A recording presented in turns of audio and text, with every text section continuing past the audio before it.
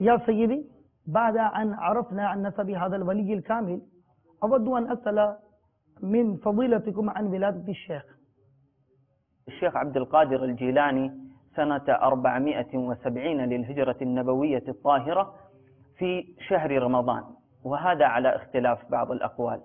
ذكر في بعض الكتب أنه كانت ولادته في جماد الأخرى وفي الجماد الأولى، والبعض ذكر أنه ولادته كانت في شهر رمضان، ولكن مشهور في رمضان. نعم، على أرجح أقوال العلماء اشتهرت ولادته في شهر رمضان المبارك. في بلادنا هذا مشهور. نعم. ولد في رمضان.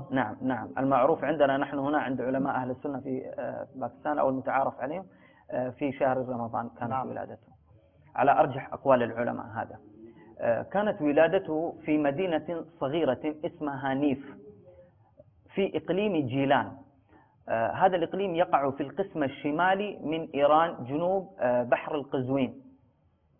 يقول الشيخ أبو بكر بن هوار رحمه الله تعالى: سوف يظهر بالعراق رجل من العجم عالي المنزلة عند الله وعند الناس، اسمه عبد القادر ومسكنه ببغداد. ما شاء الله.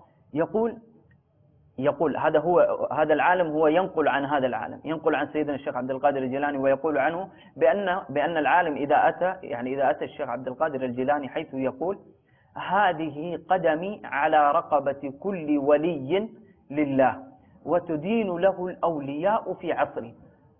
انظر هذا العالم الشيخ أبو بكر بن هوار، هذا الشيخ يذكر عن الشيخ عبد القادر الجيلاني قبل مجيئه، قبل ولادته. نعم، قبل ولادته. لما ولد الشيخ عبد القادر الجيلاني كان لا يرضع من ثدي أمه في نهار رمضان.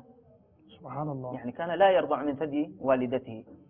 وغم على الناس هلال رمضان، فأتوا إلى أمه وسألوها عنه، فقالت لهم: لم يلقم اليوم ثديا. ثم اتضح أن ذلك اليوم كان شهر رمضان. ما شاء الله. يعني اتضح من هذا الشيء، من أنه لم يلقم ثدي والدته، عرف بأنه دخل شهر رمضان. فأتوا إلى أمه عندما سألوه فقالت لهم بأنه لم يرضع ابني، كأنه صام بعد الولادة. نعم، يعني قبل البلوغ. يعني هذه كرامة سيدنا الشيخ عبد القادر الجيلاني، بأن ولادته في ولادته كانت كرامة له، يعني كرامة الشيخ ما شاء الله حتى في ولادته. واشتهر هذا العالم ببلاد جيلان أنه ولد للأشراف ولد لا يرضع في نهار رمضان. وقيل أن أمه حملت به وهي بنت 60، يعني هي بنت 60 سنة، يعني كانت عمر والدته 60 سنة. فلما وضعته تلقته يد الكرامة وحف بالتوفيق من خلفه وأمامه، ولم يزل رضي الله عنه مربى في حجر الكرم، مغذى بلبان النعم، محفوظا بالحماية، ملحوظا بالعناية. نسب كأن عليه من شمس الضحى نورا ومن فلق الصباح عمودا.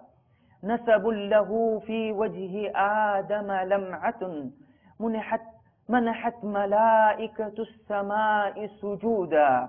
نسب كتاب الله أوفى حجة في مدحه من ذا يروم جحودا.